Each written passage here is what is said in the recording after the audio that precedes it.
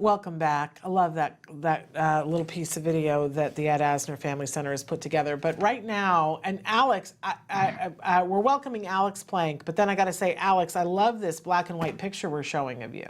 Thank you. Is that a new headshot? No. Oh, I love it. It's not a headshot. It's not of my head. See, I told you, Alex would call me out on everything. Alex, Well, I mean, well, but you know that they call them headshots. Actors like headshots. well, no, Sometimes they call like a headshot, like which is either like mostly your head or your head and upper body. What do you call that? You can see like a photo, like an editorial photo. What does your agent call that? Well, agent doesn't use that photo because it's not something that an agent would really use for actor.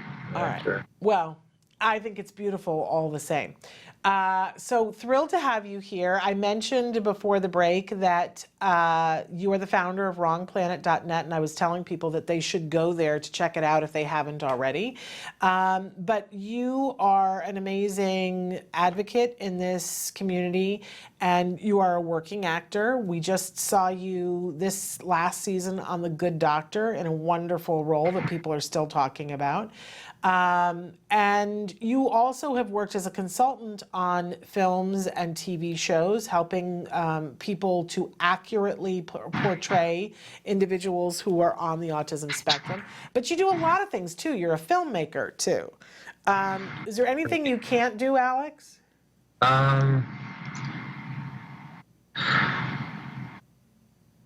Is that, what do you mean? I was being a smart aleck. I was saying you're so good at so many things.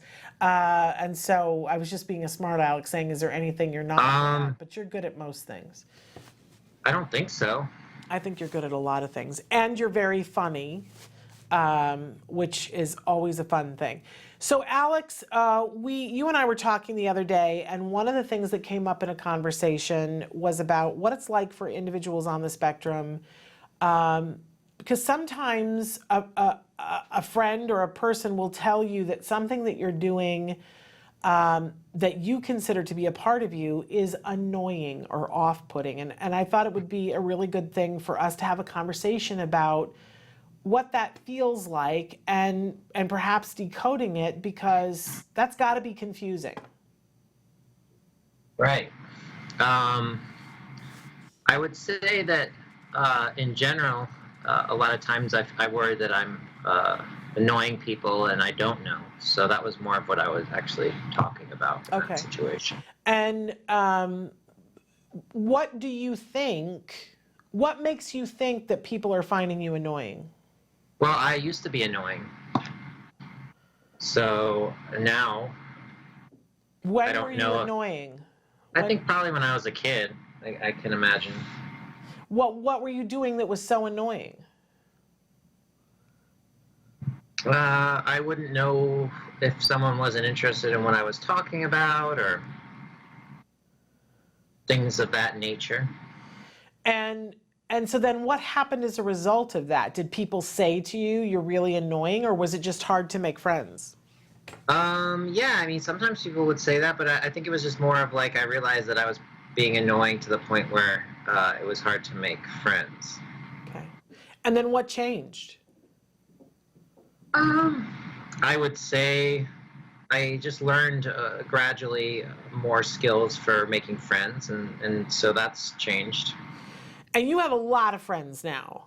And you have a lot of friends, but you also... Well, you do. Yeah, I know a lot of people and that are friends and stuff, so and you seem to me to have a pretty big social life. Yeah, you know, I mean, I enjoy hanging out with others and doing things, so. Yeah. And wherever I see you, I'll be someplace and you walk in the room and people go, Alex, Alex. Well, yeah, lots of people are fans of mine, I guess. So I think it's just more of sort of a residual thing from back when I was a kid and didn't know how to do stuff. So it's sort of stressful. Yeah. And, that can give me a lot of social anxiety, etc. And how do you deal with that when that comes up? Just try not to think about it. Because, here's the thing that I think a lot of people, where people on my side mess up, or maybe just where I mess up, is that I hear you talk about that and I want to understand where you're coming from, but there's a big part of me that goes, but I feel that way too. But I'm sure that it's on a different level. Well, I mean, obviously we all have different feelings. I don't know. I don't know what you feel. Maybe you have way more anxiety than I do. I mean, who knows? I know I'm worried that people find me annoying. I worry, I'll be standing and talking with a group of people and we'll be having a good time and I walk away and the thought occurs to me, oh my gosh. Well, yeah, I mean, it's a natural thing that a lot of people think, but right? I was more referring to sort of not being able to let go and having, sort of circular thinking, after something like that. And is that the only thing that you have circular thinking on, Alex? Or no, I mean, lots of different things can be stressful. Yeah. I would say, it can be really hard. Well, one of the things that I really admire about you, Alex, and there are many things that I admire about you, is that you've always been really open and that you've been solution oriented and that you created wrongplanet.net so that people have an opportunity to talk about things like this. Right. And as an actor, I also like to try to portray characters in a way that's, very, that can help others who might be seeing it. I mean, It's not just about, having, fun with the character and making a show. It's about the fact that people haven't seen people like themselves on TV until recently. Well, that brings up a really interesting point. So you played a character on The Good Doctor that had some anxieties about things that are different than what Alex's anxieties are about. Right.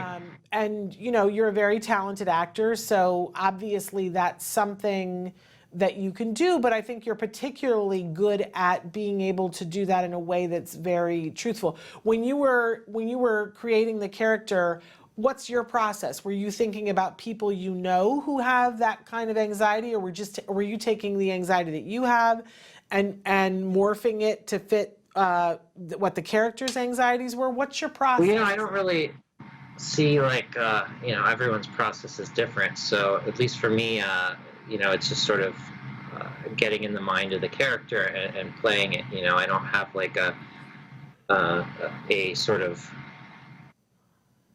what's the word? Set of things that I do. It really depends, and it's sort of going with the flow and sort of feeling it out, and it just sort of is an intuitive thing. I think as someone who's on the spectrum, I've spent a lot of my life having to learn social skills and sort of fit in and stuff just to make friends, and sometimes acting like different from what I would normally act just because it's not always natural for me. So I think that gives me, at least in my opinion, a edge in terms of getting to the character, being able to act. I think that's it really interesting. is something that I don't really think is something that I've really necessarily done much of a formal study. I mean, I've taken acting classes before, but I really think that the best stuff is stuff that comes from deep within. So there's a lot of people who are watching Alex who are parents of individuals on the spectrum, and our biggest thing always is that we wish we knew what our kids were thinking, and we wish we knew what they were thinking so that we could better serve them, so that we could not do things that make them more anxious and help them to deal with their anxieties and help them to be able to do the things that are important to them. What are some things that you notice that, in speaking for yourself, that parents do that isn't helpful that we could stop doing? I mean, it really depends on the parent. A lot of parents seem to be a little too protective and do everything with their kids because they're on the spectrum, and they think that that's somehow like helping them be, but it's definitely not helping them be independent, that's for sure. It's so hard. I mean, like, like, I think you know that I'm one of those parents, that I'm very overprotective and Well, how old is your son? 16 and Right, but I was more talking about once they adults. get older. Obviously, even then, though, it's still, yeah. I mean, it still applies to teenagers. I would say even. Okay, so it's so I'm allowed to be a little overprotective then, maybe. No, I just mean, I was asking for permission, Alex. So, well, I mean, you I can know, do whatever you want. It's I your know, kid. I mean, I know. obviously within reason. But there are But times that I have said to my child over the years, well, Alex says this, and I think you're someone he looks up to. So he's like, oh, well, if Alex says that. Because I did, way back when he was starting junior high school, make him watch the video that you did about how to respond to a bully. That was right. so meaningful for him. And I think probably the best thing that he has used to help him with real world solutions for what to do when someone is being inappropriate with him. You want to talk a little bit about that video and how that came to Well, be? I think that was probably the video you're referring to is the one I did with the UCLA Peer Center, where we did a few different scenarios of social skills training, but we did live demonstrations Yeah. of sort of showing what would happen in a social situation, a mock social interaction, as it were. We also did one with asking someone out on a date, and another one with joining a social circle, and then also dealing with bullying as the one you mentioned. Yeah. Yeah, I loved the one on flirting. That was awesome. Yeah. That was Yeah. really, I So, wish you would yeah, do more I of think those, Alex. Oh, I would love to. I might go over there and do those. Yeah. If you need help, we're happy to partner with you on that, because Okay. they were lovely, and I refer people to those all the time. They were really, really fabulous. Why did you want to do a video? Why did you choose those subjects to do video on?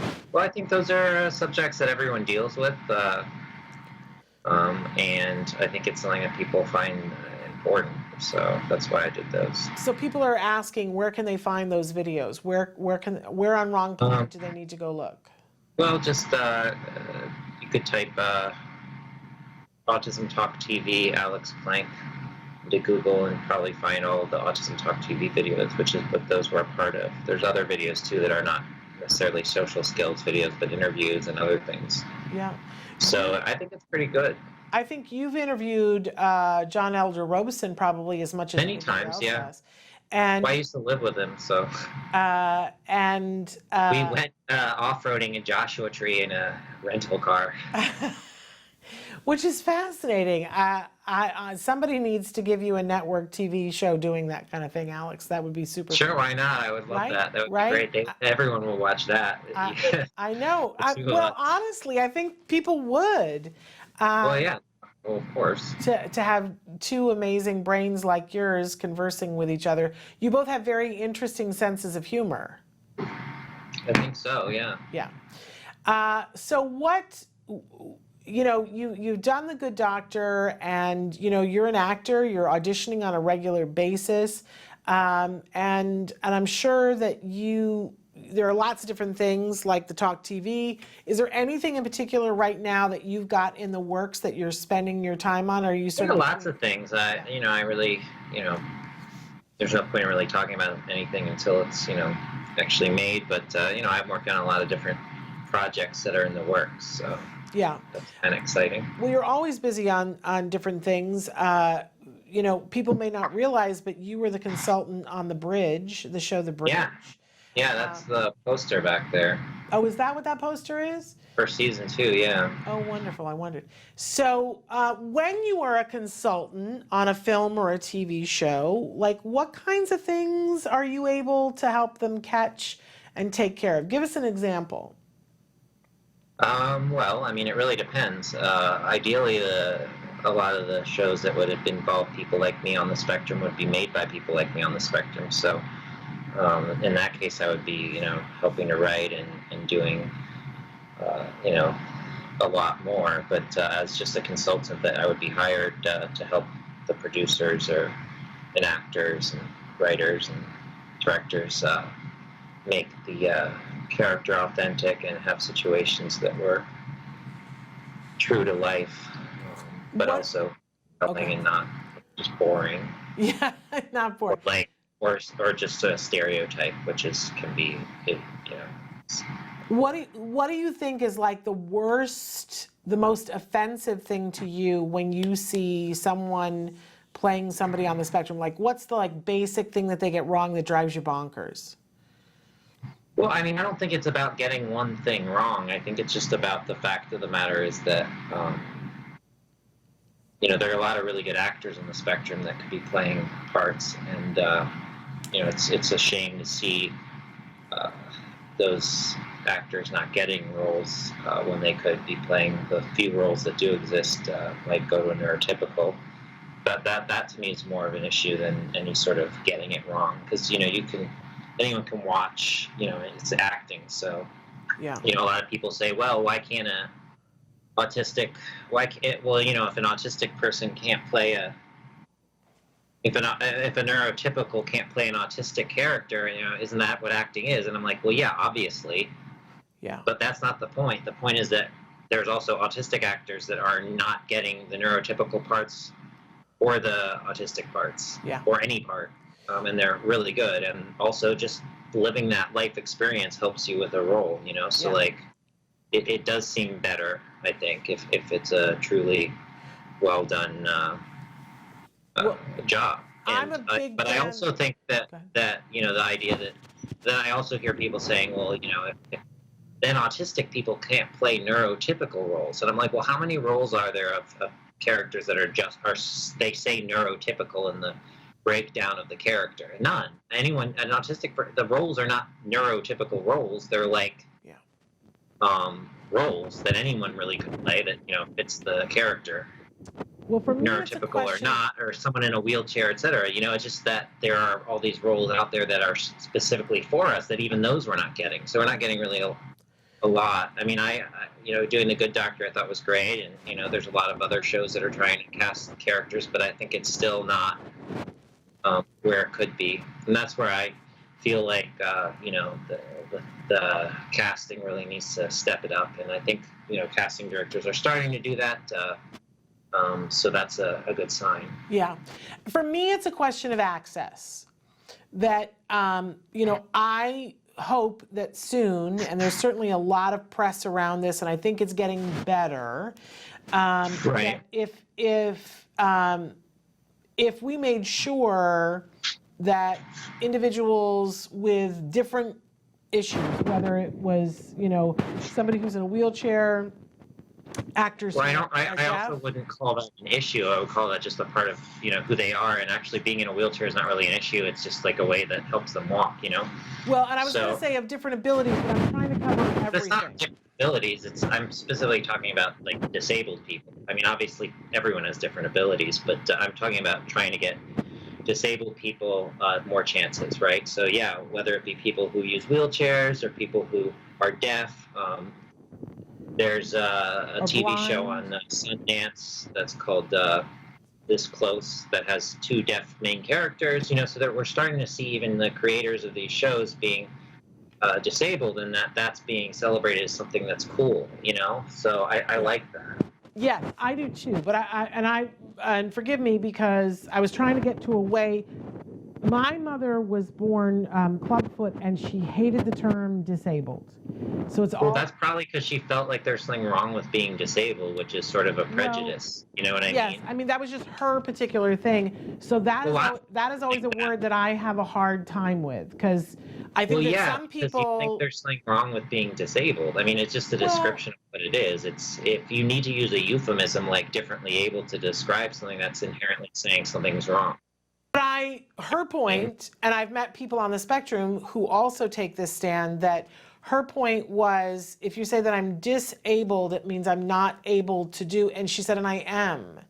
I'm just gonna go about it a different way. So she hated being called disabled or handicapped. She just hated it, and that's how I was raised. So it's hard for me. Well, that's not what the word means. Obviously, disabled doesn't mean, that you can't do things. It means that you have there's certain abilities that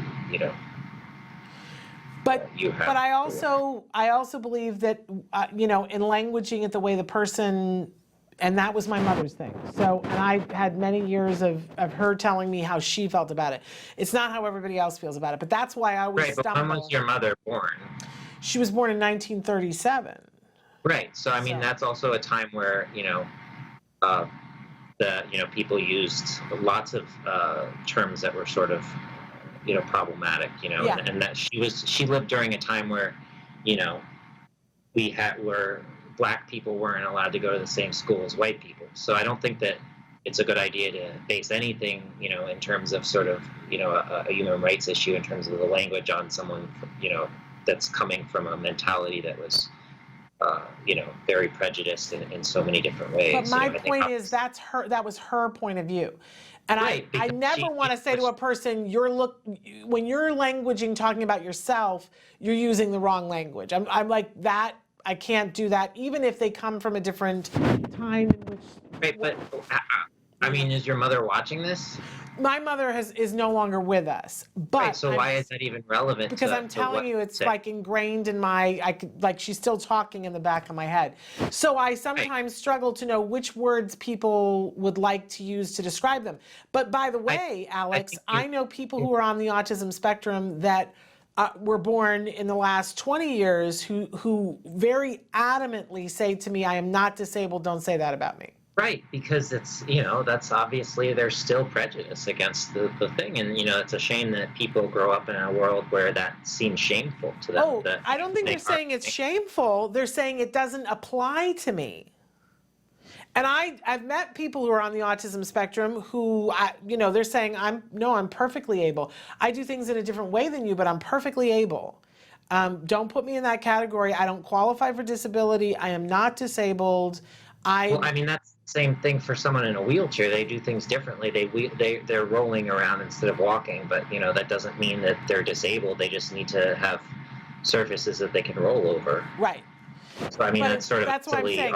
People have different words for different things. But my point is but access. Okay, so if someone's not disabled, then they don't have autism because autism is a disability. I mean, that's literally what it is. Well, there's autism spectrum disorder, but do you not know, you know more people on the autism spectrum than I do.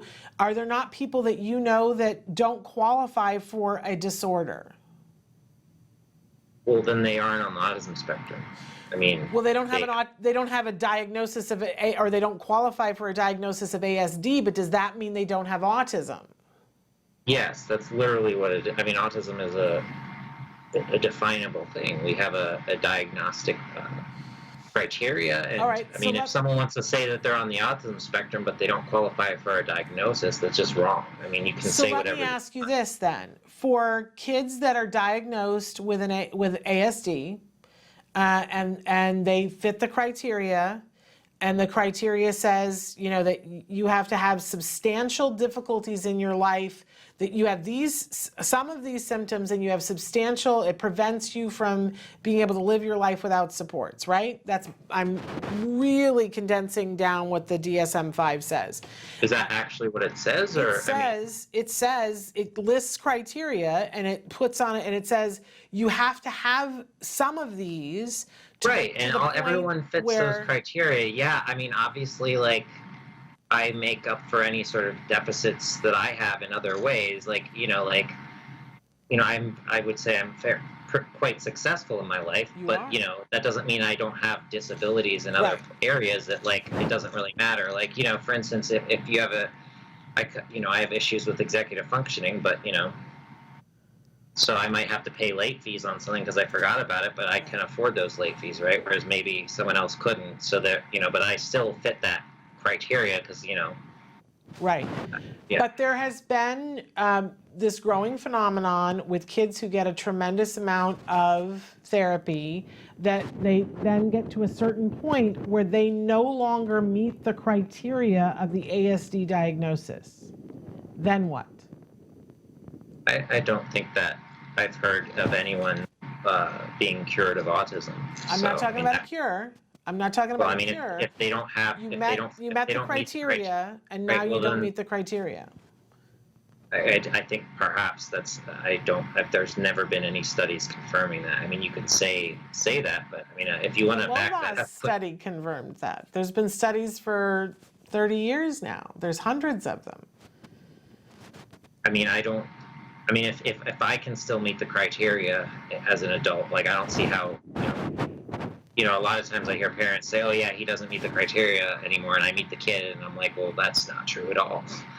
That's just... Well, but the criteria says that, like, there are things on an autism spectrum diagnosis that I fit, except that I don't like, because there's things I perseverate on. There's things that I have, repetitive and restrictive behaviors, because I have a diagnosis of OCD, but I don't qualify for an autism spectrum diagnosis because the things that I qualify for on the diagnosis, they aren't preventing me from leading my life without Okay. Well, support. so when was the last time you were, and where were you assessed for this? I mean, what medical professional assessed you in that way? A psychologist, a licensed psychologist, but Right. So I mean, the issue is that there's varying degrees of people, so in your mind, nobody ever gets to the point where they no longer qualify for that diagnosis.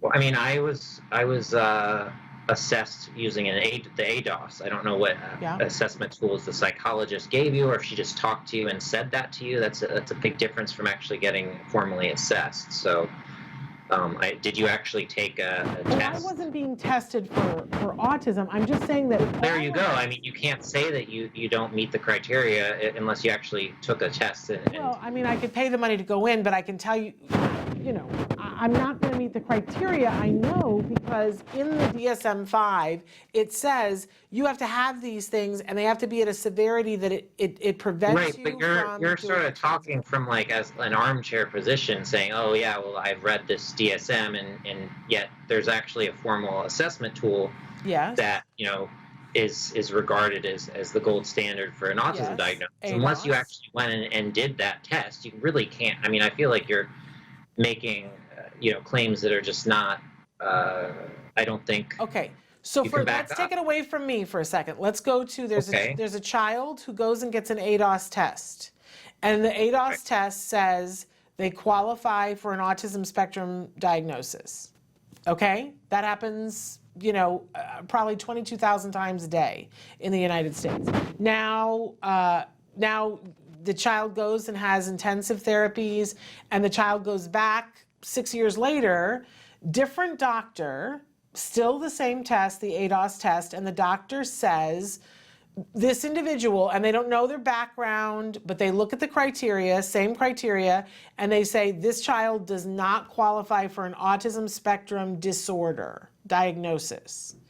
So did they never have it in your mind, or is that just not possible? I mean, we're talking in theoretical. But it's not. This happens every day. This actually happens every day. I mean, we have people on the show all the time that have had this happen. Sometimes now, Alex, there are doctors who, it's offensive to me, but there are doctors who are coding these kids as being autism in remission. That's an actual code in our medical world now, autism in remission. And I'm just wondering, from your point of view, knowing as many people as you do on the spectrum, and because words matter, so for you, this phenomenon doesn't exist. It just sounds like wishful thinking, where they've learned skills to deal with the issues that they have, but it just, that's the kind of thing that it doesn't seem possible. It doesn't seem what? It doesn't seem very relevant. I mean, to me, I just don't understand how, a parent could really be in denial enough where they say their kid is not on the spectrum anymore just because, they've done some training to pass a test. Well, this is where, this is where I'm saying, what do you feel about it? Because for me, in my head, there's autism. And this is me, this is not somebody else creating this, but in my head, meeting the people that I have met, there's autism, which is an operating system that it's just like the difference between Mac and PC. One isn't wrong. It's just a different operating system, and autism is a different operating system. And sometimes when you put autism, that different operating system, into a world full of computers that react in a different way, like there's miscommunications, right? Until we can find the pathway. But if this computer that has autism, I'm making it computers, but we know that people aren't computers.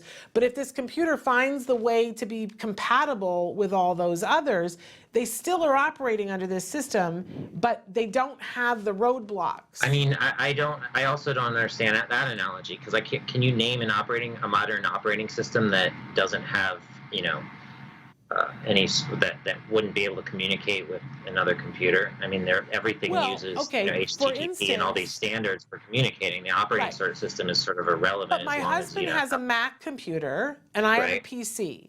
And and we have a portable hard drive. And when we stick it into his, it says it's not formatted for a Mac. And if I tell it to format it for the Mac, I can't get at the stuff from my PC. So we have different. Because a Mac, because that's a file system. So there's as long as the Mac has the drivers required in the kernel to read a file system, it should be able to read that file system. I mean, maybe it has to be formatted. So I have to go through all these steps for them to be able to talk. It needs to be readable. I just don't think that's a very good analogy. All right, let's leave that analogy behind, though. But for me, you could also just, take an hour to install Windows on the computer, and then you can read whatever file system that's on the Windows computer. It's a workaround. It's a workaround that makes it work. Well, it makes it compatible. That there are ways to make the computers compatible so that they can talk. But we're not computers. And that's we said let's leave that analogy behind. But for me, autism is like I don't believe that people ever, if you have a brain that works the way that autism works, that's never going to change. But I do believe that autism is ultimately, in its purest form, is not a disability. That's what I believe, based on what I have seen. I think you just don't understand what a disability is, if that's the case, because a disability is there's a social model of disability, which basically is, someone's disabled because most of society is designed in a certain way to do a certain way of thinking. So obviously, if we were in a society that was only autistic people, then actually the disability would be not being autistic, right? But that's just not the way the world's designed. And isn't that why you call it Wrong Planet? Well, kind of. I mean, it's more sort of tongue-in-cheek, but I think, that's sort of where it comes from. But my point is that for instance, if you have, trouble, if you're a wheelchair user and you live in a world full of no ramps and no elevators, you're incredibly disabled, right? Yes. You live in a world where, where there's ramps everywhere, you're not disabled at all.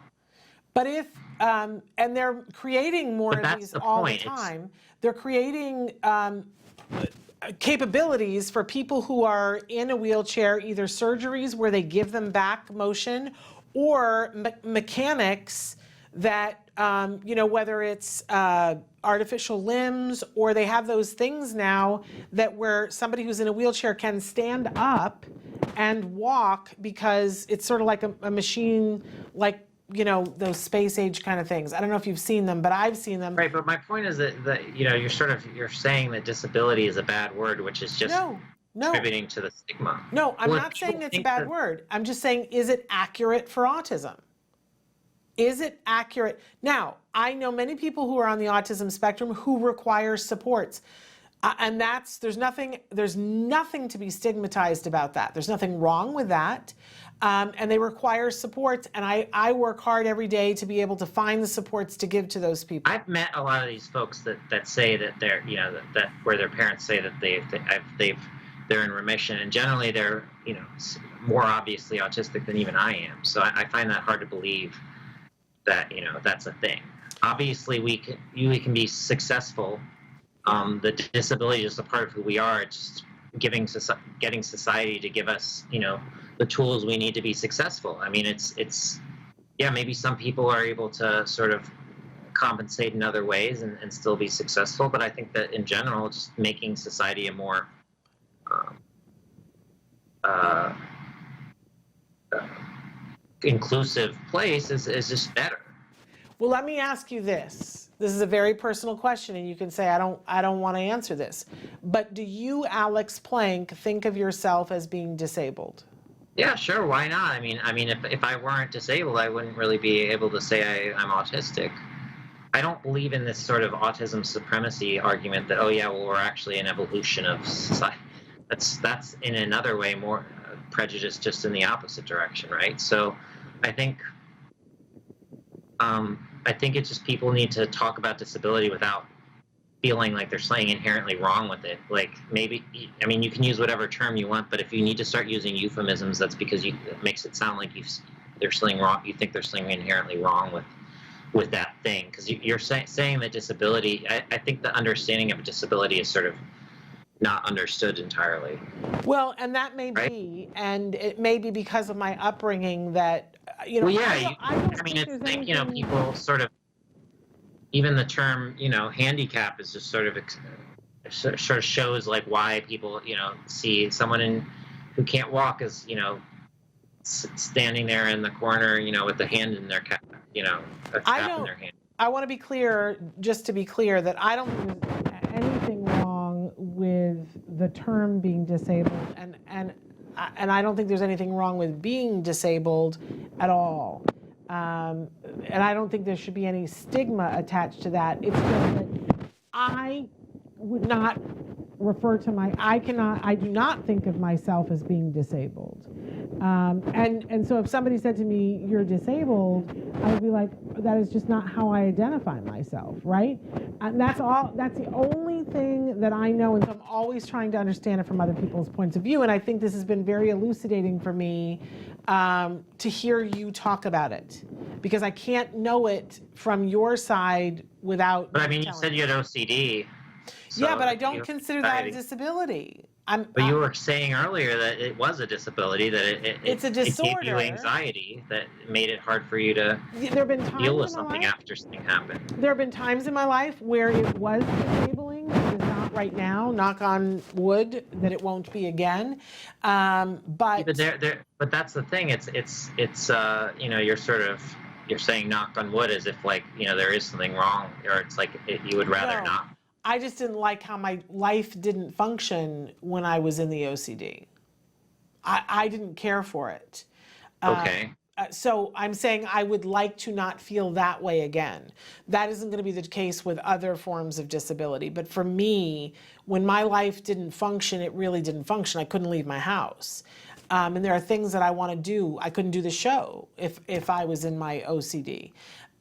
So I don't. But it sounds like you still, the OCD that you're just getting, I mean, what has changed that makes it so you can leave your house now? I got cognitive behavioral therapy, and I learned how to use my brain to talk to myself about my anxiety. So you're basically, well, that cognitive behavioral therapy is your wheelchair in a way, I mean, you're saying, that's like saying that someone in a wheelchair isn't disabled because they have the wheelchair now. So, like, I mean, you're basically saying. So in your mind, you would think of me as being disabled? Well, I mean, you're using aren't you using a tool to be able to. But the tool is my thoughts. Well, the tool is whatever the tool is required to, So in your mind, do what friend you need to friend, based on what I've told you, you think of me as being disabled. Well, I mean, you have to ask yourself, like, I mean, are you using a adaptive skill or something Absolutely, yeah. There you go. I mean, how big of a difference is there between that and having this is I promised an interesting conversation, and I think we've had a wheelchair, right? So, like, I'm just saying, I mean, you can consider yourself however you want. I'm just saying, like, you are, it's not like you got, took away the OCD, you learned a coping mechanism to deal with it. Right. People who don't have OCD don't need to use CBT to, when they have thoughts like that. So you sort of, It's very interesting. I and then promised people people that we without would a talk. disability don't, without a mobility disability, don't need crutches Right. or a wheelchair. So, I mean, you can sort of say that you're not disabled anymore, but I mean, that's the same thing about someone in a wheelchair. But yet, I'm sure most people would look at someone in a wheelchair and call that a disability still, right? Like I said, Because it's I not like the promised. disability you can't live your life. It just you require assistive devices or things to do things that other people might not Right. need that. Right. It's like, I promised no answers when I said that you were going to be on. I said we were going to talk about stuff and that I promised it would be interesting, but that maybe we wouldn't get to any answers. And unfortunately, we're out of time, Alex. So I don't. well, thank you for having me. But I love always and respect always hearing your perspective on things. It's always elucidating. Always. You always make me think, and I appreciate But that. I mean, it's not just my perspective. That's really what a disability is. I mean, that's the definition. Well, and it's your definition from somebody who is self-identifying as being someone with a disability. I mean, it's if you have you read the Wikipedia article on disability? Because then that would like basically say all the things I said. Well, I don't necessarily always think of Wikipedia as being the total authority on everything. Okay, but something like that. I mean, I certainly will go and look it up to see. I'm more focused on the DSM-5. Those are the things that I look at and read, and obviously reading what I don't think if I went to the doctor right now, I don't think I would qualify for OCD.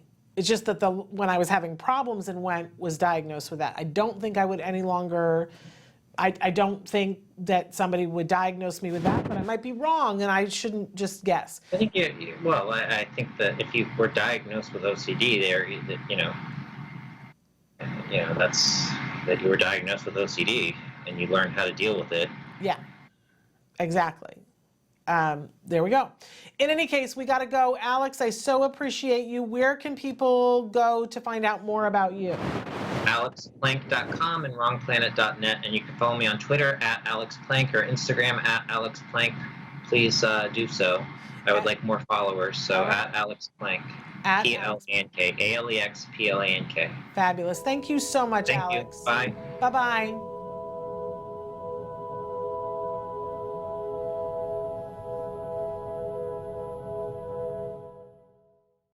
Hey, thanks for watching Autism Live. To subscribe, click here. And if you'd like to check out some more of our videos, click here.